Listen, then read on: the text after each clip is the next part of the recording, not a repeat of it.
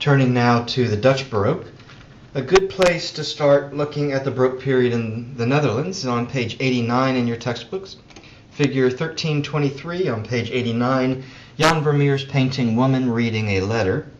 The top of page 89 in your textbook and on the screen. Vermeer is an artist that's no other way to put it, an artist who is very popular with women. He's a male artist. Don't be confused by that name Jan. That's the Dutch form of the English name John, or the Spanish name Juan, or the German name Johann. He's a male artist, but he's obviously a man who has studied women, who thinks about women, who likes women, and has paid attention to the women around him. And at least a lot of women have reported that having taken the time to look at Vermeer's paintings, they notice that he has some insights into feminine psychology, into the internal lives of the women around him. Typically, Vermeer paints women doing woman things. And I know you know what I mean, woman things for the time. Doing domestic management. Managing the half of the family's income, which is produced or used in the home. Making lace, making cloth, preserving food. That's a big part of the family's economic activity. Here we see a woman doing the most uniquely woman thing of all. She's carrying a child in late stages of pregnancy. There are several clues to us that her husband is out of town on a business trip. She's reading a letter from him while he's on this trip. There's a map hanging up on the wall, keeping track of his progress. Notice her body language, her facial expression, the way she leans forward a little bit, the way she holds the letter. She's reading the top part of the letter. The top part of the letter says, "Dear," what's a good Dutch name? "Dear Gertrude, I've made it to Liège and sold the lace you made last year, got a good price for it. I picked up the supplies you asked me to.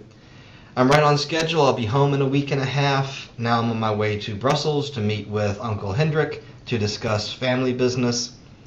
The horses are pulling the wagon just fine." That kind of thing. The business kind of thing.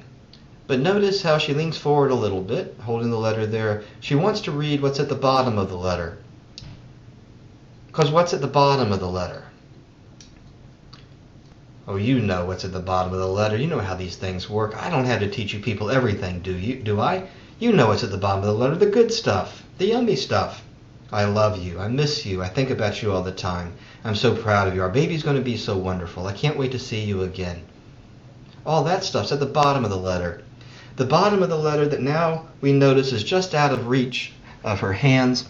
The bottom of the letter, which is right at the center of the painting, where the sunlight coming through the window brightens up that bottom part of the letter. And all of a sudden we realize there's more going on here than it's a woman wearing a blue shirt and she's reading a letter. But there's some insight into this woman's life, the bright spot in her life, at this point in her life, at this point in her pregnancy, alone in the house with her husband out of town. What's the bright spot in her life, but the good stuff, the stuff at the bottom of the letter, the I love yous and I care about yous and those things. They go at the bottom of the letter. And there's a lot more going on here than just she's reading a letter. But there's some insights into what this woman's emotional life is about and what her emotional needs are at this time. I've got some other examples of Vermeer's work to show you. They're not in the textbook, but just to reinforce the point for you. Here's a woman reading a letter, her servant standing behind her there. She's writing a letter. We just saw a woman reading a letter. Now we have a woman writing a letter. Here's a woman making lace. An interesting painting, which you also have in the textbook, figure 1322, woman holding a balance. Not going to go into a lot of detail here, but this is an allegory about this woman's spiritual life. She's measuring the jewelry on her table there. Standing behind her is a painting of the Last Judgment, a similar scene to Michelangelo's Last Judgment we talked about several presentations ago.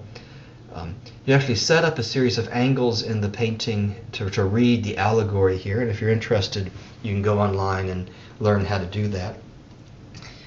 Vermeer, a big name for the Dutch Baroque, but the biggest name in the Dutch Baroque, a man named Rembrandt. On page 90 in your textbooks, figure 1327, you have probably Rembrandt's most famous individual work, The Night Watch. It's actually a misnamed painting to call it The Night Watch, the original painting you have in your textbook, but Everyone calls it the Night Watch. It actually takes place early in the morning. So it is an inaccurate title, but that's what people have called it for hundreds of years. That's what the title is. Well, what we have here is a volunteer police department. The idea of a volunteer police department might strike you as an odd idea, but it's kind of like a volunteer fire department.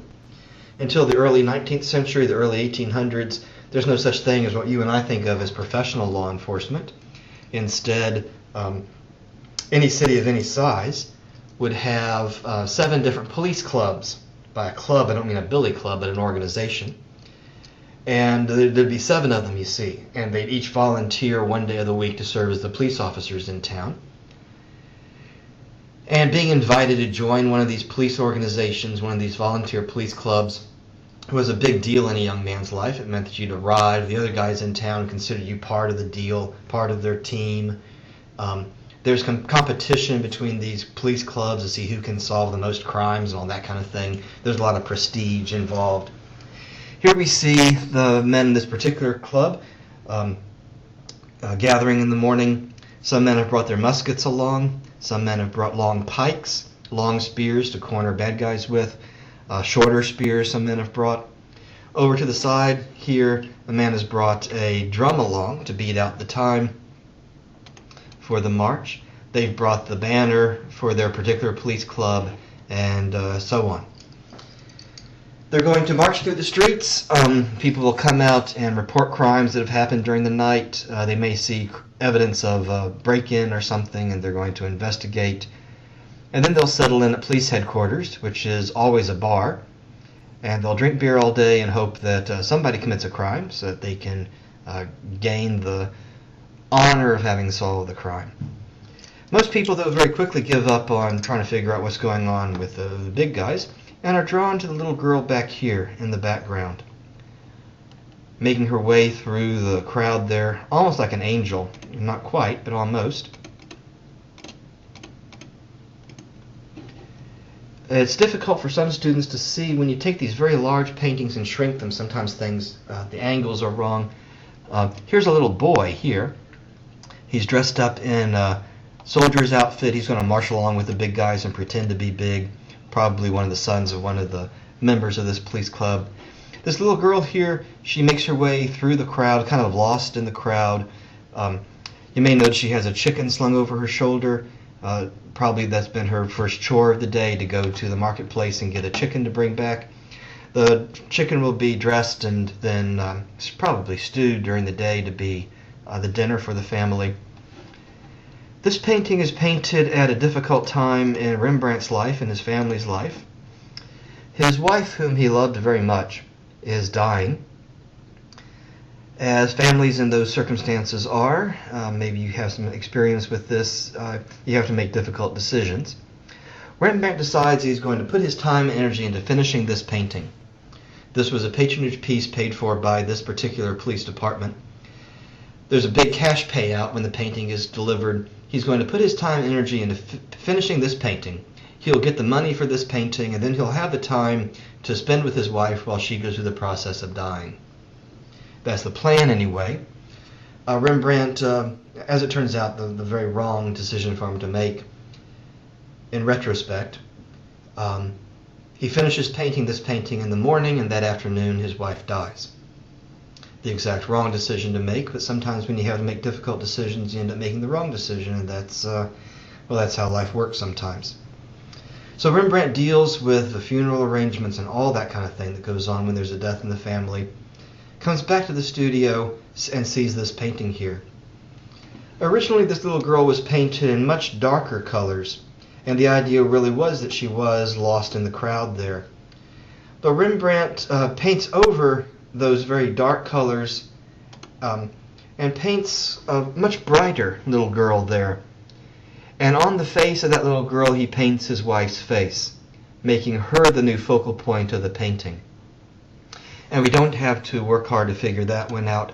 He'd put her to the side to make the big guys happy, and she'd been kind of lost in the crowd, shuffled off to the side. But now he makes her the focal point of the painting. When people look at the painting, they lose interest in the big guys pretty fast and are immediately drawn to that little girl. What's she doing back there? Making her the focal point of the painting. And Rembrandt, in his guilt and in his grief, turns this painting, otherwise a fairly boring painting really, into an honor to his wife. But more important than any single individual painting is a series of paintings that Rembrandt paints throughout his life, a series of self-portraits. You have a number of them on page 89 in your textbook, 3 of them. I've got some more here for you to see. From the time that Rembrandt begins painting seriously as a young man, about the age of 16, 17 years old, until he dies, he's always working on one of these self-portraits. No matter what else is going on in the studio, what other work he's working on, he always has a little easel set up with a small canvas and is working on these self-portraits.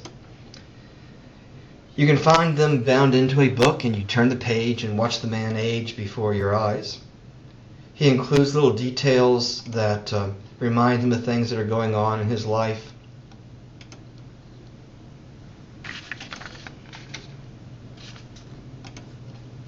Here he's having a midlife crisis. He's got the mullet thing going and the earring thing going.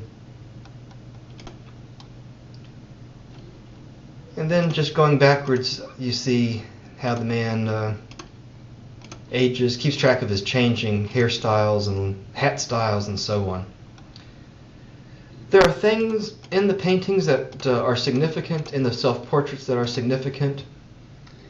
For example, let's take this one. You have this one in your textbook. It's page 89, figure 1325 on page 89. Rembrandt is working on this self-portrait at a difficult time in his own life. That is that he has a number of health problems, and the doctors tell him that there's nothing more that they can do for him. That he has a few years left, but that it's time for him to go home and to begin the process of preparing for death. That process is going to take some time for Rembrandt. He's going to live on for another 10 years, but of course he doesn't know that today.